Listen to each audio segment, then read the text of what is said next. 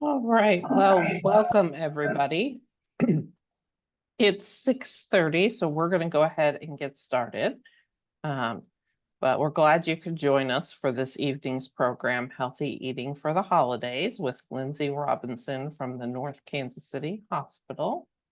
Uh, a couple of housekeeping items before we get started.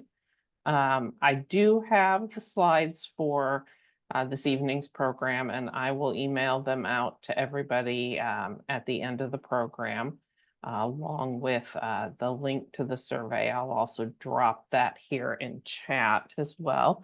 But if you can take a moment to fill that out after the program and let us know how we did, we always appreciate that. If you have suggestions for other topics you would like to see, we also like to hear those as well.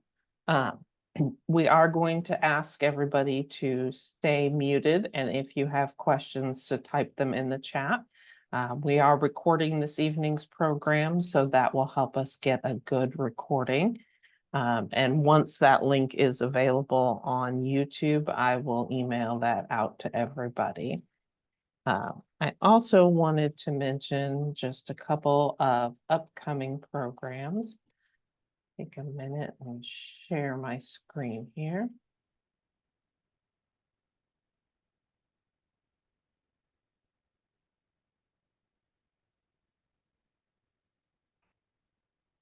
So hopefully everybody can see my screen now. But the first program I wanted to mention is on December 2nd at 6:30 p.m. And that is Making of a Classic, The Wizard of Oz. Dr. Annette Bohanec is going to be back with us. And she's going to talk about the original 1939 film that brought us the land of Oz and why we're still enchanted with it more than 80 years later. That one is on Zoom, so you would need to register to receive the Zoom link for that. On December 8th, Vanessa Young is going to be back with Mary Berry Celebration, cooking with berries throughout the holiday season. So she will have some delicious recipes for how we can use fresh, frozen, and dried berries in a variety of recipes for the holiday menu. And that one is on December 8th at 6:30 as well. Then on December 16th at 6:30, we're going to be joined by Brian Rose. He's going to be discussing America's favorite holiday movie, also known as It's a Wonderful Life. He'll examine the challenges of making the movie, as well as its surprising dark portrait of small town life and how it became the ultimate portrayal of holiday goodwill and cheer. And that one is December 16th at 6:30. And then December 18th at 6:30, Bill Thierfelder will be back to explore the history of the 4 holidays that are found in the month of December: the winter solstice, Hanukkah, Christmas, and Kwanzaa, and how people around the world celebrate those holidays. And then finally, I did also want to mention that Lindsey will be back with us on January 8th at 6:30 to discuss intuitive eating and why it can help promote a positive relationship with food and the body, as well as how fueling the body with proper nutrition can improve mood, cognitive function, and overall well-being. So all of those are available to register on our website right now. And I will email out the links for those as well. I'm going to stop sharing my screen here so that I can turn it over to Lindsey and let her get started with tonight's program. Thank you so much. Well, I'm excited to be here tonight with you guys talking about healthy eating for the holidays. So let's get started. There we go. Okay, so tonight we are going to discuss the evidence-based nutrition recommendations for well-balanced eating. And then we're going to learn how to reduce holiday stress, how to enjoy all foods, and keep your health goals on track. And then we're also going to have a lot of recipes for you guys in this presentation, and you guys will always get this as well. But learn how to prepare healthy holiday side dishes and desserts. We are about to enter party season, and I like to call party season the time between Thanksgiving and New Year's. So before we enter this part of the year, it's important to be prepared. But really, I would say the whole premise of tonight is really just remembering you can still enjoy the holiday season and stay on track with healthy eating. What you eat on Thanksgiving is not going to make or break your health for the whole entire year. So, enjoy the holiday, just don't make the holiday last months, weeks on end. So it's possible to still stay on track. So before we kind of get into these tips and tricks, just wanting to understand some general healthy eating tips. So we're going to kind of talk about what foods to add more of, what foods to include, whether you want to include these in the actual holiday meal or just, around that time, whether it's literally the breakfast of Thanksgiving or just, the couple days after. And then we'll kind of talk about what foods to limit that we just want to maybe use caution on, have a little less often, but really try to focus on how you can make healthier swaps or how can you add foods in, because you got to eat. I feel like the messaging about food is very negative out there. And that's something we're going to talk a lot about in that January presentation. But yeah, you can't just not eat. So focus on how you can add foods in to keep you full, keep you satisfied, keep your energy up and feel good. So wanting to include more of our complex carbohydrates. We have to have carbs. That's your main energy source. But not all carbs are equal in nutritional value. So you have your complex carbs that we want to incorporate more of the time. These are things like your whole grains, beans, legumes, fruits, and then the starchy vegetables, which are peas, corn, and potatoes. These are going to be a little bit more nutritious because there's more fiber to keep you full, which can also help with heart, weight, blood sugars, and they're just packed full of vitamins, minerals, and antioxidants. So anywhere you can kind of make the swap to more of your higher fiber or your complex carbs, the better. And then anywhere we can include more non-starchy vegetables. The typical American diet, we don't get enough fruits and vegetables. And so non-starchy vegetables, these are specifically any vegetable besides peas, corn, potatoes, because these are very little to no carbohydrates. So these are more so packed full of fiber, water, vitamins, minerals, very low in calories. So like lettuce, tomato, cucumber, broccoli, spinach, carrots, bell peppers, zucchini, mushrooms, so on and so forth. That's kind of why I like to think of it as anything besides peas, corn, potatoes. So it's not like potatoes are, bad and lettuce is better. Just one has carbs and one doesn't. And then try to incorporate more of our leaner proteins. Protein is going to be really important to keep us full, maintain our muscle mass, help with our immunity. But we just want to do the proteins that are going to have less fat, less processed to them. So red meat is perfectly fine. Just like the 90% lean beef or higher is the recommendation. But honestly, get the 80-20 and drain the fat. That definitely makes it a lot more lean too. Any of the round and loin cuts, so like tenderloin, sirloin, pork loin, beef round, skinless chicken, skinless turkey, fish, seafood, eggs, beans, nuts, seeds, including peanut butter and almond butter. Those can all be great sources of protein. And then also wanting to include more of our unsaturated fats. These are going to be more heart protective, more anti-inflammatory, just kind of healthy for the body overall. Olive oil, avocado oil are kind of your two best oils, but really any oil is fine to use. I would just limit the coconut oil because coconut oil is going to be more of a saturated fat versus an unsaturated fat. But peanut oil, vegetable oil, those are all fine as well. All of your nuts and seeds, avocados are more of those heart protective unsaturated fats. And then we get a lot of salt, and we'll talk about more of that on the next slide. But you got to have salt. It enhances the flavor of our foods, and it's an important electrolyte. Just too much isn't great for the body. So trying to include more of your herbs and spices to enhance the flavor of your food, because I want you to enjoy your food. I don't want it to be bland and not enjoyable. So whether that's you use like cinnamon, chili powder, garlic powder, onion powder, any of those salt-free seasoning blends. Mrs. Dash is kind of a, original, seasoning blend that's been around, but as long as you go down your, seasoning aisle, does not have to be that brand. It can be in any brand that you find. So these are the foods we do want to try to limit for general healthy eating in the holiday season. And the key word here is limit, not avoid, because we can still make all foods healthy, and we can make all foods fit a part of the healthy diet. So just maybe limit less often or how much you do. But these are more of your simple carbohydrates. These are just going to be more processed. They take a lot of the fiber, vitamins, and minerals out, and then they tend to add a lot of salt and added sugar. So just trying to limit the juice, soda, sugar, candy, white breads, white pastas. But again, just healthier swaps to more of the complex carbs.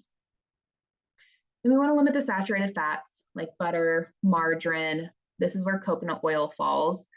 Full fat dairy, higher fat meats like deli meat, bacon, bologna, sausage, hot dogs. This does include turkey sausage as well. Even though it has a little less fat, it's still pretty processed. But saturated fats in large amounts can just raise our cholesterol and be inflammatory. And you got to have some saturated fat, but the typical American diet, we get way too much of it. So anywhere we can definitely limit these types of foods in the holiday season, the healthier. And then trying to limit that sodium or salt intake. So you got to have some of it. But again, we just typically get too much of it, but it's something you got to have a little bit of. So we are going to go through 8 tips just to, help set us up for success during this holiday season to eat healthy and to keep our health goals on track. We're going to talk about each of these way more in depth, but we're going to go through, so kind of 8 tips, bring a healthier side. We're going to talk a lot about all the different ways to, navigate portion control, talking about getting rid of the extras. We're going to talk about mindful eating, healthy beverage swaps, managing our stress. Don't forget about sleep. Sleep's an important one. And activity, and try to get moving. So maybe you try to bring a healthier side to, all the holiday meals, because the abundance of entrees, sides, desserts at holiday gatherings can really begin to add up. And these are going to be generally high in fat, carbs, and calories, which are all things we need. But again, we just tend to get too much of those areas. And you can definitely work around this by ensuring you have a healthier side or appetizer option available. It's not that you can't enjoy the entrees, but just to, get a variety of things. So you're not just eating, all those like typical entrees, maybe get a little bit of a mix and variety of foods. Maybe consider bringing more of like a fiber-filled side. So kind of anything that was on that include list. Incorporating maybe more non-starchy vegetables can be a great one, or just anything like if there's a fun recipe that incorporates like more quinoa or whole grains or some fruit or any of the vegetables, that could be something fun to maybe bring to the holiday season. Bunch of recipes. So not that you have to go and make these things, but just to kind of give you guys some ideas. Don't need to be boring Brussels sprouts and mushrooms, we can still make a healthy food taste good. So this is a recipe for Dijon roasted Brussels sprouts, a recipe for stuffed mushrooms, if you want to try those. Got a sausage stuffing, sausage apple cranberry stuffing, just a kind of different mix on a typical stuffing that incorporates more fiber and some fruits in that to that one. A green bean casserole recipe that's a little bit healthier. Because really, there's all these ways we can be healthy. It's just what's going to work for us. So if you're trying to, because you can definitely modify traditional recipes and make it a little bit healthier. But if you just want to enjoy the holiday and you don't want to try to have to make all these traditional recipes healthier, you don't have to do that. So if you want to have your normal, regular green bean casserole, go for it. Maybe just, like I said, enjoy the holiday. Just don't make it last months on end. But if you want to maybe modify, make recipes a little bit healthier, that would be something you could do if you find you're eating these things, a lot or more frequently. And shoot, some of my favorite Thanksgiving recipes I like to make more often than just one year as well. But maybe you want to try making some of these. There's also like an apple cranberry pecan stuffing. This is one incorporates more fiber, healthier fats. Then we have a harvest chicken casserole. This one's fun because it's more lean protein, but packed full of fruits and vegetables in this one. Got some garlic roasted carrots, a kale and squash salad. Because again, typically, not surprised here, but we typically go a little bit lower on the vegetable side of things at most holidays. My favorite holiday side we always make every year is a 7-layer salad. So it's in the name, there's 7. I mean, not all of them are vegetables, but it's packed full of vegetables. But that's my favorite side salad. Maybe you want to try this acorn squash with wild rice stuffing. You're getting a lot of fiber, whole grains. There's a cheesy potato casserole that's going to be a little bit lower in fat. And let's talk turkey. Because certainly it's not a holiday without turkey. It's actually one of the healthiest options on the menu. So take advantage and, definitely have some turkey around the holidays because it's a great source of lean protein, which protein really keeps us full and satisfied. One of the downsides of carbs are they don't really keep us full. Carbs are delicious. We need them for energy. But a lot of times carbohydrates, we tend to eat a lot of them and then we're hungry within an hour or two. And that's just carbs in general. They're energy, but they're not very filling. So having protein can really sustain you. So yeah, definitely incorporate more turkey. More specifically, it's rich in B vitamins and minerals, which these ones that are found in turkey is essential for energy production, helps our immune system, and bone health. So kind of some general extra healthy tips with turkey. If you can peel off the skin, and a lot of people would say, well, that's the best part. That's the flavor. Yeah, understandable.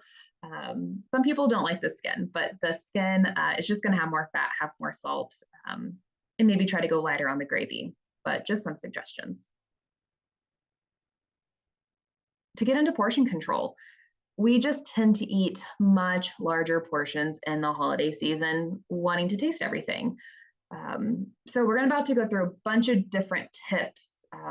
Not that you have to do all these things, but just, see if you want to try a couple of these, just on the holiday or, around the holidays. Try to keep your portions to what you normally eat versus trying to overly stuff ourselves. Or you can always try to think of foods like a sampler platter. If you really want to try all the different desserts and all the different side dishes, do smaller portions so you can kind of have more options. Or if you're like, I could really care less about a lot of these desserts, but like I love my stuffing and like I could just have a bunch of stuffing and I could care less about everything else. Totally fine. Go larger portions if you're really only doing a couple things, but don't do large portions of a lot of different things. So it's just kind of how do you want to spend things, playing that give and take. Because moderation's key.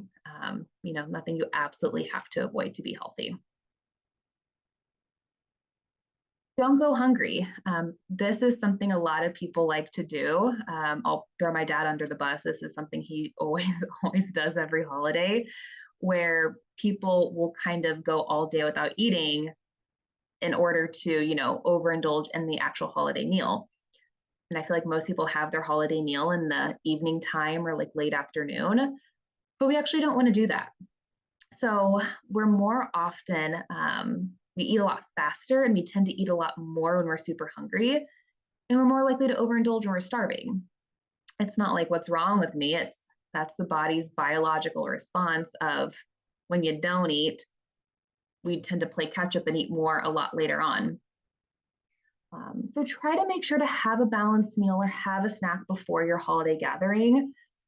But to answer the question of how often we should eat in any day, holiday day or not, we should eat every 2 to 5 hours. 2 hours just to give your body a chance to digest your foods.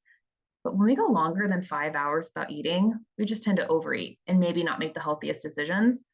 So Like if you're doing, you know, your Thanksgiving or a holiday meal around like 1 or 2 o'clock, do like a small snack around breakfast time or like a late morning snack just so you're not starving yourself to that time. And especially like if you are doing like a, you know, a dinner time meal, do like a breakfast and like maybe like a light snack for lunch, but just try not to go all day without eating. Doesn't need to be the traditional like you normally eat, but just still have something in your system. And this is called the hunger fullness scale. We're going to get into mindful eating a little bit as well in a couple. That's going to be the fourth tip. But this hunger fullness scale, this can really help us become more in tune with our bodies, telling, you know, navigating how hungry we are, how full we are, because it's not this black and white thing. Neither is nutrition. It's very much a gray area. But when it comes to portion control, if you're hungry, I want you to eat more. If you're full, you certainly don't have to finish. Um, so just to kind of go through this a little bit, we don't want to be on either end of this scale. We want to be in this 5 to 6 range. So 1, you're so starved, you're weak or dizzy. We definitely don't want to be here. 2, you are extremely hungry. Some people feel irritable at this point. Some people have lots of stomach growling, but not everyone has the typical stomach growling when they're hungry because we're all going to feel it very differently. 3, you could be less famished, hungry enough for occasional stomach growling. 4, you're mildly hungry. So this is the feeling if you have a light snack. So, you know, you're not really you're not full, but it's just kind of that feeling after you have a light snack. 5, you're satisfied. So you're not feeling hunger, but you're really not feeling full. 6, you're mildly full, but there's no discomfort. 7, you're full enough for mild discomfort. 8, you're stuffed enough for more notable discomfort. And then 9, we call this Thanksgiving stuffed, where you're extremely uncomfortable, extreme discomfort. So not that it's, you know, you can only be here one time of the year, but you know that feeling of when you overly stuff yourself at a holiday, that's what a 9 feels like. But then 10, you're filled to the point of getting sick. So you don't want to be here either. So trial and error, you know, use this as a learning curve. There's going to be times you're at an 8 and you maybe think to yourself, I don't like the way I feel at an 8. Don't beat yourself up about it. It's just what can we do differently next time? Maybe next time you cut yourself too short and you find yourself at a 4. And you're like, I don't like the way I feel at a 4. I want to feel a little bit more full. So then just kind of see, you know, what we could do differently from there as well. And then fullness. We all present fullness very differently. So I would say, see if you notice this in yourself or if you notice it in other people. A lot of times people do these things and not even realize what it even means. They just don't think anything of it. But when you're full, your body will send you signs and signals. Sometimes people burp when they're full. Sometimes they sneeze. They get the hiccups, or they take a big deep breath before their next bite. You know, they go, and then they take their bite. Some people, their eyes water, their nose drips. So I guarantee you at some next, you know, big gathering of some sorts, you'll see someone kind of, you know, wiping their nose. You'll see someone hiccuping, someone maybe having, you know, burping or taking a big deep breath. But if we're not, you know, actively paying attention to how much we're consuming, that's your body saying like, hey, your stomach and your brain are communicating that we're full. So maybe see if you do any of these things or if anyone else around you. You could always use the plate method, whether you use this on the holiday or just at other meals around the holiday season. This can be used a couple different ways. One, you take your plate, you kind of use it as it looks. A fourth of your plate would be something carbohydrates. So like your breads, crackers, cereals, pasta, rice, grains, your fruit, you know, something for carbs, but you're getting it, but you're not getting too much. And then a fourth of your plate's a good portion on protein. Keep you full, whether that's the meat, fish, eggs, beans, nuts, seeds, yogurt, cottage cheese. And then half of your plate would be the non-starchy vegetables. So like your lettuce, tomato, cucumbers, broccoli, cauliflower, spinach, so on and so forth. So sometimes it does work where you can kind of section your plate to look like this. But I think about all the casseroles, like bowls of chili, where you can't section your plate to do that with your foods. So instead, use it more of like a checklist. Just ask yourself, how can I get these types of foods mixed in my meal some way, somehow? And your plate doesn't have to be sectioned off. And then go back to the hunger fullness scale. If you're hungry, eat more. That's your body physically telling you, I need more nutrition. But if you're full, you certainly don't have to finish. This could be a good example of maybe like a Thanksgiving meal. Half the plate some sort of green beans for non-starchy vegetables. A fourth of their plate is lean protein with the turkey. And then the other fourth is some higher fiber carbohydrates. So it looks like there's some sweet potatoes with like a cranberry sauce. So this kind of example works out to where, traditional Thanksgiving food if you want to try to use the plate method. Same thing with this one. But when I kind of look at what the actual food is, this is kind of maybe more of like a better checklist, because I think I see stuffing underneath the turkey. I see some mashed potatoes. I see some cranberry sauce. So check, you have your carbohydrates.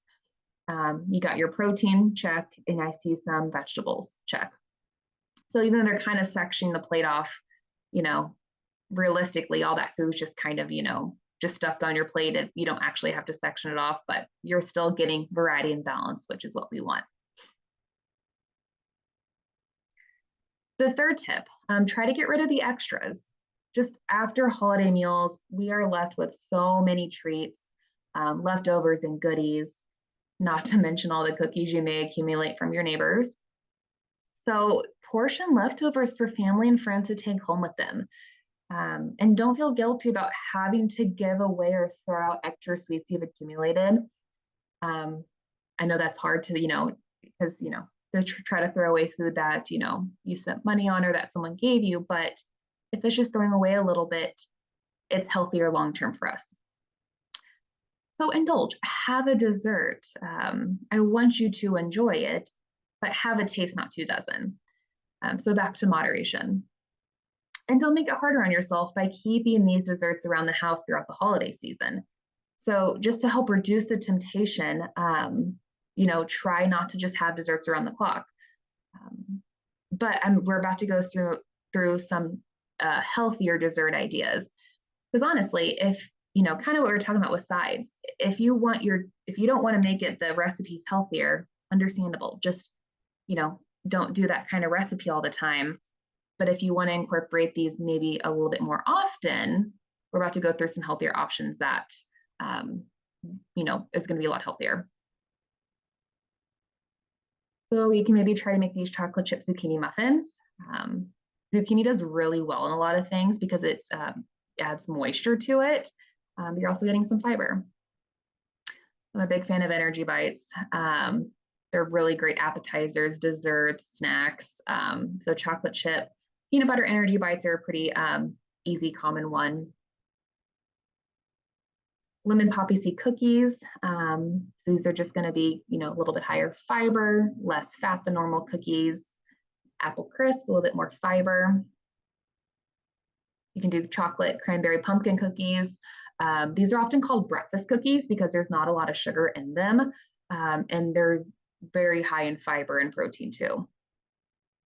Banana apple bread, so just a little bit more healthier fats and fiber in this recipe. Got some pumpkin avocado muffins, a little bit healthier fats to sustain you. A raspberry lemon coffee cake. And then I love this recipe. This is a leftover stuffing muffin cups. So you just kind of take all these random Thanksgiving leftovers and you just kind of put them in these muffin tins, bake them in the oven. They're kind of like little egg muffin cups, but now it's your leftover stuffing muffin cups. And then our fourth tip, try to eat mindfully. Mindful eating is being more aware of your eating habits, the sensations you experience when you eat, and the thoughts and emotions you have about food.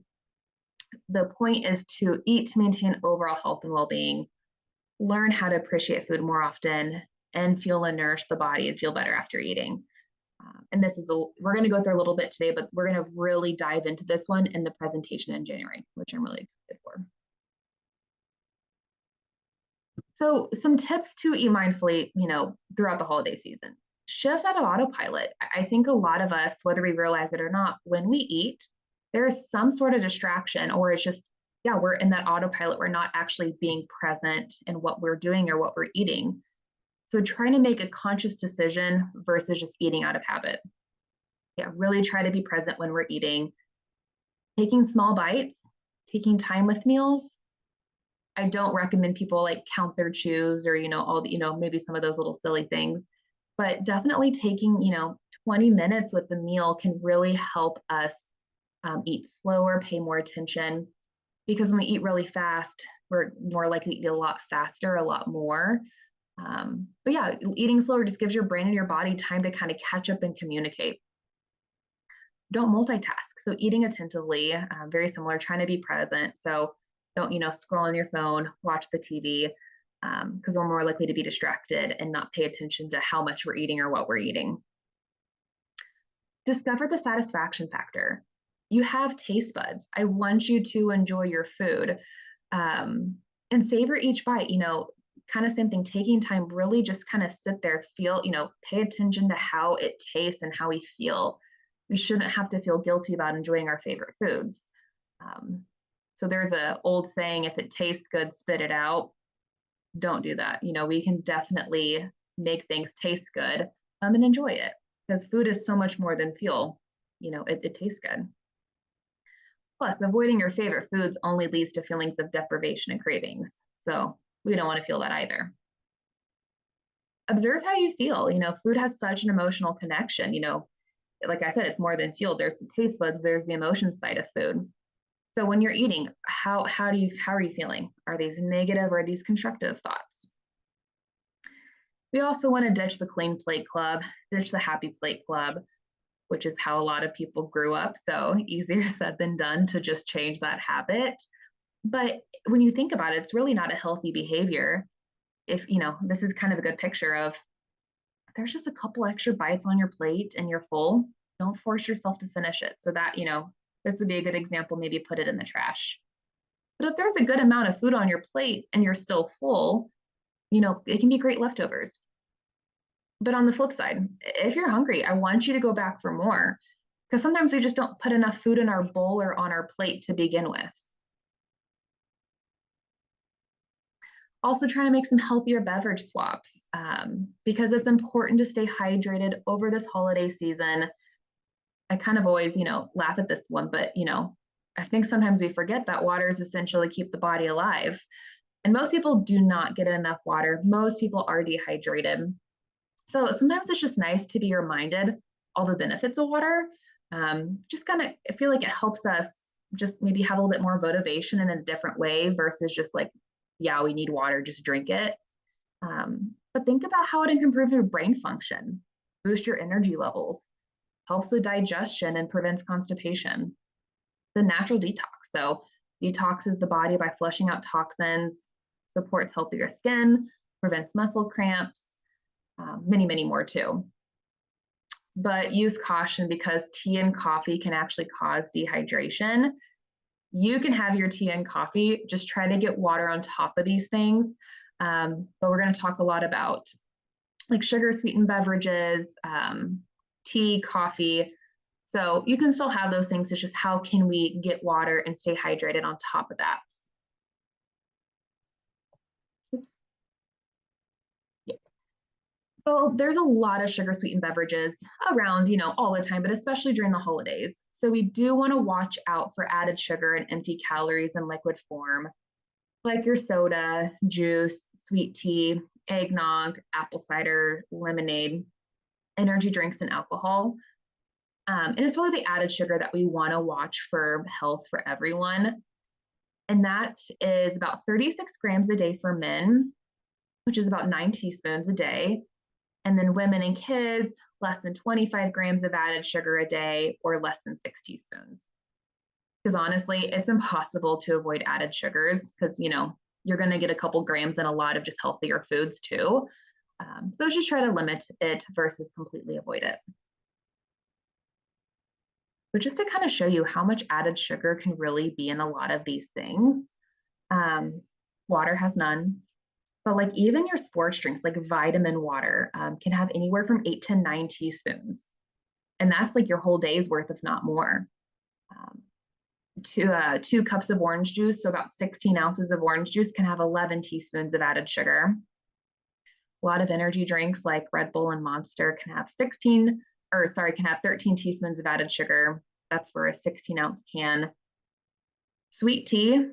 Sweet tea is not any better than juice or soda. It's all still added sugar at the end of the day.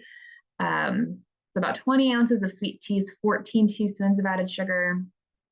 20 ounces of soda is about 15 teaspoons. And 16 ounces of juice, so like 2 cups, can be up to the 17 teaspoons of added sugar. So it's not that you can't have these, it's just trying to be mindful, watch our portions, do a little less often, and just how we can get water on top of these things. Because like I said, focus on how you can make healthier swaps or add things in. Because even if you are drinking a bunch of soda and we cut back, we still are dehydrated. So maybe have a little bit of soda, just get water along with it. If you do want to kind of pay attention to added sugar, whether it's in food or beverages, it's the added sugar you want to watch, not the total sugar. The total sugar is kind of a big, scary number, taking into account your added sugars and your natural sugars. So it's really the added sugars you want to watch. We want to consume alcohol in moderation, definitely a little bit more popular over the holidays. So kind of back to moderation, but 1 glass or 1 alcoholic beverage for women a day is the recommendation or less. And then 2 glasses or 2 drinks a day for men or less is the recommendation. And a glass of alcohol or a serving of alcohol is 1.5 ounces of liquor, 5 ounces of wine, and 12 ounces of beer. And the recommendation, if you are drinking, switching to red wine, just because there's a little bit more antioxidants and health benefits in that. But if you do not drink, it's not recommended to start drinking. Because even though there are benefits to alcohol, the cons still outweigh the pros of alcohol. So I wouldn't be surprised even in the future they kind of change this to 0 for a lot of people. So just anywhere we can cut back, it's a little bit healthier. And then when it comes to how much water we should actually drink, light yellow urine color, best way to know, short answer there. But it's technically going to vary for, everyone. Everyone has different fluid needs based off a lot of different factors like age, sex, activity level, and overall health. There's a lot of medical conditions like congestive heart failure or CHF, chronic kidney disease, where people actually may need less water. So always talking to your doctor about those things, and they should definitely let you know if that's the case. But technically, how much water men needs about 15.5 cups a day and 11.5 cups a day for women. But this is total fluid. So this is fluid from water and all food and beverages. And most people get about 20% of their water from the food you eat. So when you kind of, take that into consideration, men need about 13 cups of water a day, women about 9. Sometimes a good place to start is around 64 ounces or 8 cups, and then go based off light yellow urine color from there. Because certainly, if you lose a lot of sweat or you're more active, you're probably going to need a lot more water than that, than someone else who isn't as active. This doesn't always pull up the best anytime I'm doing a PowerPoint. So once you get this in your email, it usually pops up a little bit better. But like to me right now, number 1 looks completely clear.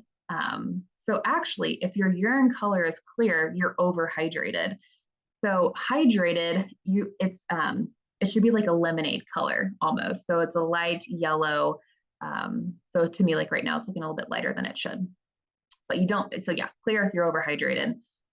But this kind of 1 to 2 on the scale, pale, odorless, plentiful urine usually means you're well hydrated. So keep drinking at the same rate. 3 to 4, this is if you're mildly dehydrated. So slightly darker yellow urine means you need to drink more water. So probably 1 glass right now would do the trick. 5 to 6, you're pretty dehydrated. Medium dark yellow urine means that you are dehydrated. So maybe go drink about 2 to 3 cups of water. And then 7 to 8, you're very dehydrated. So go drink a lot of water. Darker, strong smelling urine can mean you're very dehydrated. So there's a saying, it kind of always makes me laugh, but it sticks with a lot of people. You want your urine to look like lemonade, not apple juice, because lemonade's going to be a lot lighter than apple juice. So maybe that's going to help you remember. Now, what counts as water? There's so many things that can count towards water. It can be your plain Jane water, or it can be any of these carbonated waters, sparkling waters. I like this picture because there's so many brands nowadays when it comes to all these water options. So you can use any brand. Just you want to choose a brand that has less than 5 calories or 0 grams of added sugar per serving. That would be considered water. So like Gatorade Zero, Propel, Body Armor Light, Vitamin Water Zero, Bubbly, LaCroix, any of these options, Mio, Crystal Light, whether it comes in a bottle or a can like this, or you just add it. So maybe just take and walk down the beverage aisle, and anything that says water enhancer gets to count towards water. Coffee and tea don't get a count, unfortunately. Like I said, still have these things. It's just coffee and tea are diuretics. They make you pee more, which can dehydrate us. So yes, you do have water in these things, but the diuretics still make you lose that water that is naturally in them. If you struggle with water, we're going to go through some tips here just to kind of help us be more mindful. So using those water enhancers can help. Those artificial sweeteners are perfectly fine and okay to use. But if you just don't like the taste, you can infuse with fruits, vegetables like lemon, lime, oranges, cucumber, watermelon, berries, strawberries. Try to tie it into a routine. Start off your day by drinking 1 to 2 glasses of water. Maybe try to drink a glass of water anytime you eat a meal. So some people do really well with water bottles, carrying a water bottle around with them all day, but not everyone can do that, or that just doesn't always work for them. So sometimes people do a lot better if just anytime they eat or like have something to drink, just have a glass or 2 of water. Anytime you use the bathroom, I know that sounds silly, but you got to go to the bathroom. So you're losing fluid. So think about maybe how can we have a glass or 2 after we go to the bathroom. Eat it.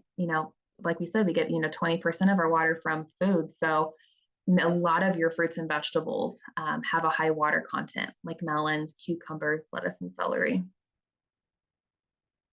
Take it to go. So if you have water bottles, these can definitely help.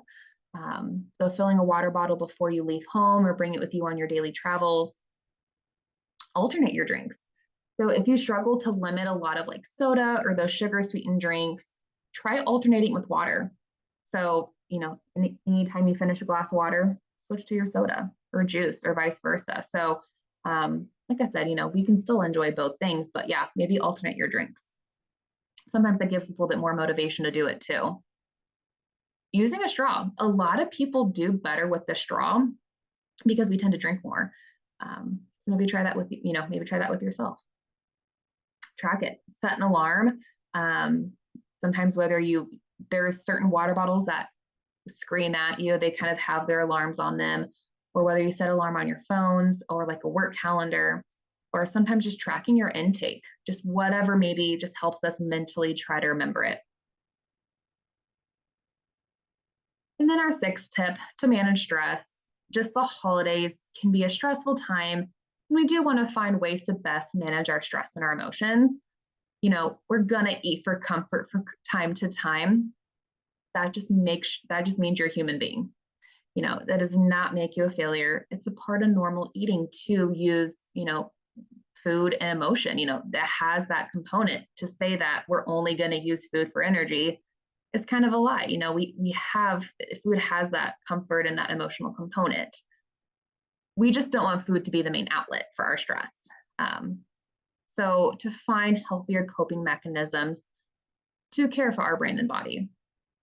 So maybe taking time to relax and unwind, like meditation, aromatherapy, exercise, reading, self-care, making time for interests and hobbies, talking with a licensed therapist. And don't forget about sleep. The holiday season can be a stressful time, and that stressful time causes more stress, anxiety, and those things can affect your sleep. So it's important to get quality sleep to restore your energy levels, reduce stress, and improve overall health. And a lot of studies have actually shown about 40% of people report like worse sleep in the holiday season. So it's actually recommended to get 7 to 9 hours of sleep each night for most adults, and then 11 or 8 to 11 hours of sleep each night for children and teens. If you struggle with your sleep and you're like, I don't even know where to begin, we're going to go through some tips here. If you can set a schedule, wake up, go to bed at the same time every day. Your body loves routine, but also because your body loves routine, be patient with your body when you're trying to establish a new one. Develop a bedtime routine. Watch or do not watch the clock. Try to limit screen time in the bedroom. Reduce light, reduce temperature, noise in the room, and try to get sunlight during the day. When we get sunlight during the day, that can really help regulate your wake and your sleep cycle and your circadian rhythm to have better sleep at night. Stop drinking caffeine about 6 to 12 hours before bedtime. I was counting this for myself today and I was like, oh gosh, I'm barely making the 6-hour mark. But yeah, so definitely 12 hours for me. That would be more difficult. But yeah, so 6 to 12 hours before you go to bed, stop drinking caffeine. And then trying to limit alcohol 3 to 4 hours before bedtime. Even though alcohol is known to make people sleepy, and some people use it as a nightcap, even though it may help you fall asleep, we don't get quality sleep and good sleep. So it can still affect your body's sleep cycle. Exercise is good. Exercise can really help us sleep, but try to avoid really energetic and intense exercise about 2 hours before you go to bed. If that just happens to be like what works for your schedule, do more like yoga or stretching or like low intensity exercises. But yeah, with like if you were to run or like do like long, a long walk or something, that could really make it kind of harder to fall asleep. And get moving. Just because staying active during the holiday season is a great way to keep your mind and body feeling good and manage stress. I want you to find movement activity that you mentally enjoy and that feels good on your body. Because we've already established that stress isn't great. So I don't want you doing exercise you absolutely hate. Because all movement's good movement. It's just what do you enjoy and what is something you want to keep up with. But with like kind of to put it in perspective or kind of, correlate it to nutrition, I don't want you to think of exercise as punishment for foods that you ate, but I also don't want you to use exercise to go give yourself permission to go eat something. Because the whole point is to move our body in a way that's going to help us feel more positive about our health. So try to maintain a consistent exercise pattern. Ideally, 150 minutes a week is the recommendation, but that can look a lot of different ways. You could do 30 minutes 5 days a week. You could also do like your 2.5 hours on a Saturday and crank it all out in one point. Or it can be like 5 to 10 minutes here and there, just whenever you get a little bit. So it does not matter how you get it in or when you get it in, just what you mentally and physically enjoy is the most important thing. So just to give you some ideas, because as we're getting in these cold winter months, it's not as easy to like go somewhere, get outside, and we tend to be a lot less active. But now we're in the season of sledding. Maybe go ice skating, skiing or snowboarding, shoveling snow. That is a big workout. So maybe that can be your house chore to take over shoveling snow. If you like online workout videos, there's so many free YouTube videos. Maybe walking or jogging. whether it is, going to the mall or going to Costco or just like,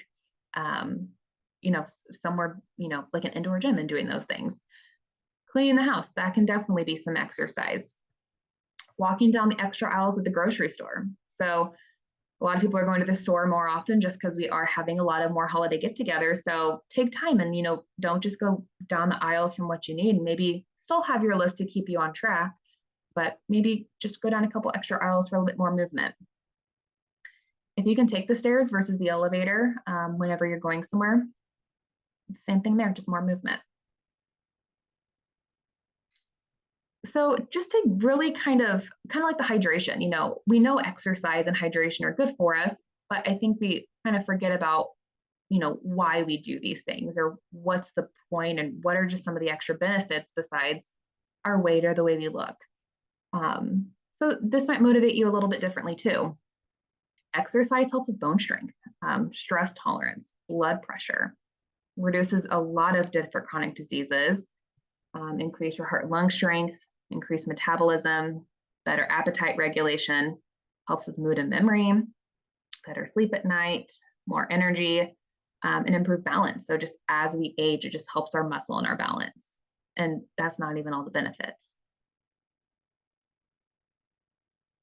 So I know we've gone through a lot tonight, but just to kind of, last couple words, as you're approaching the holiday season, remember grace and gratitude.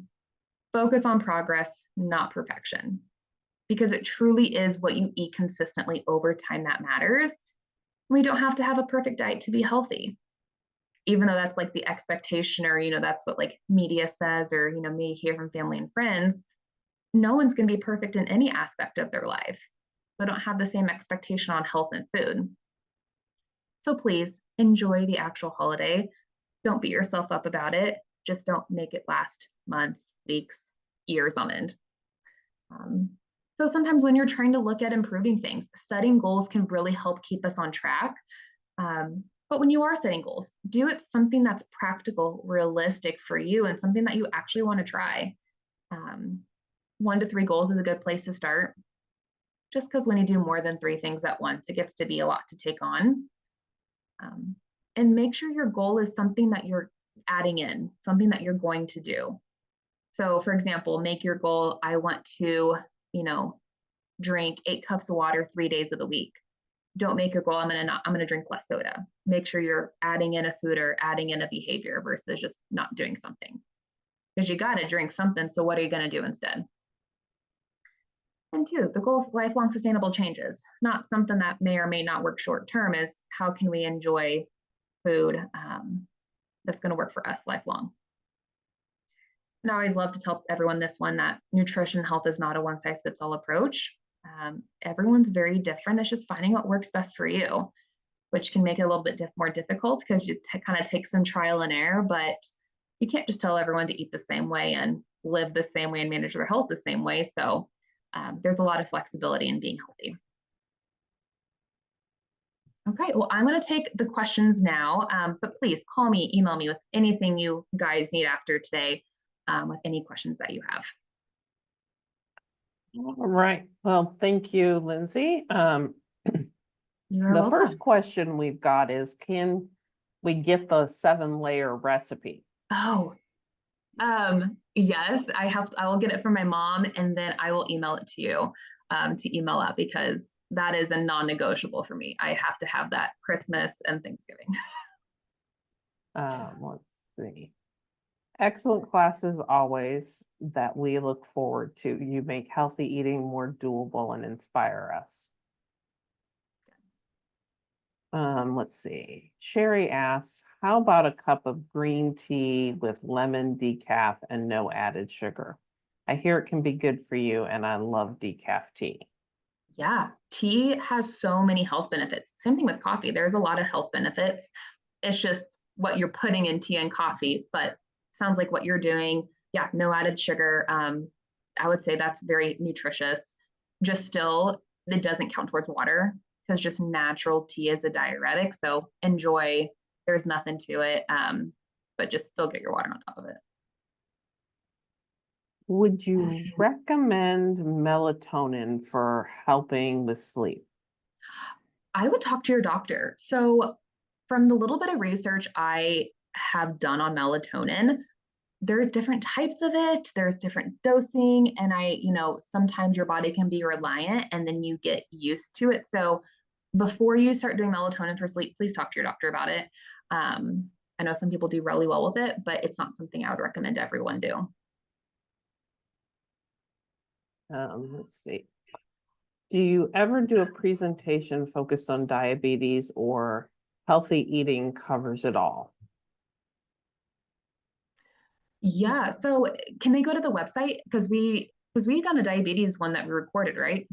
Yes, I will have to find that link here and I can share it in the chat if you give me a few minutes. Oh, yeah. Yeah. But yeah, I would say, and then also between Mid-Continent Public Library and then North Kansas City Hospital, now we're called NKC Health. We record all of our press. We record the hospital ones too and put it all in our YouTube. So there's diabetes talks on there. And then we do like diabetes group classes at the hospital, one-on-one diabetes education. You would need an order from your doctor, but typically it's covered by insurance with diabetes. It's just, but yeah, if you want to have your doctor send a referral to the hospital, or yeah, take advantage of any of these recorded presentations for free. And describe the 7-layer salad. Okay, there's lettuce, onion, there's hard-boiled eggs, there's like peas.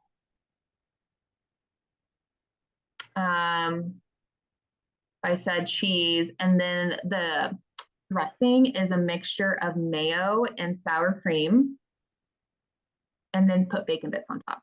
That does not equal 7. I can't remember everything, but yeah, it's mainly it's a lot of lettuce and then onion and then just a sprinkle of peas and then the dressing and the bacon bits. Is really good.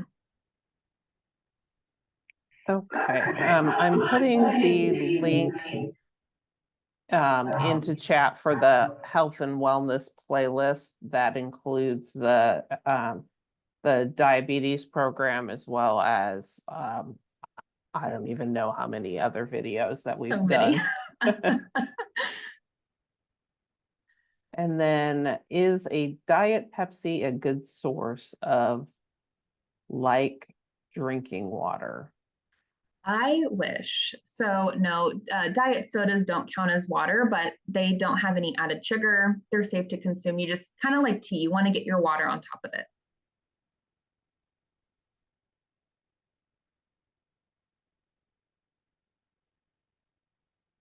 You are welcome, Connie. I love to do these things, so.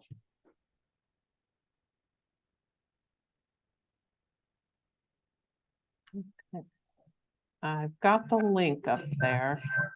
I will email out the slides from tonight's program to everybody, along with the link to the survey again.